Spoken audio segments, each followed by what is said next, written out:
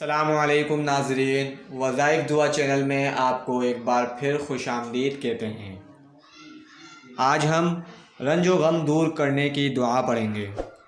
اس سے پہلے آپ ہمارے چینل کو سبسکرائب کریں اور اسے زیادہ سے زیادہ شیئر کریں۔ آئیے دعا پڑھتے ہیں۔ رنج و غم دور کرنا ہو تو یہ دعا پڑھیں۔ وَأُفَوِّضُ أَمْرِي وَأُفَوِّضُ أَمْرِي إِلَى اللَّهِ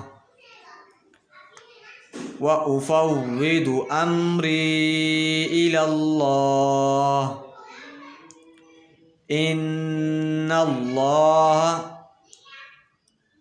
بصیر ان اللہ بصیر بالعباد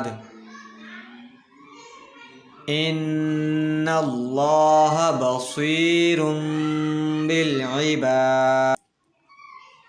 رنج و غم دور کرنے کے لیے اس آیت کو روزانہ 101 مرتبہ پڑھتے رہنے سے انشاءاللہ سارے غم دور ہو جائیں گے۔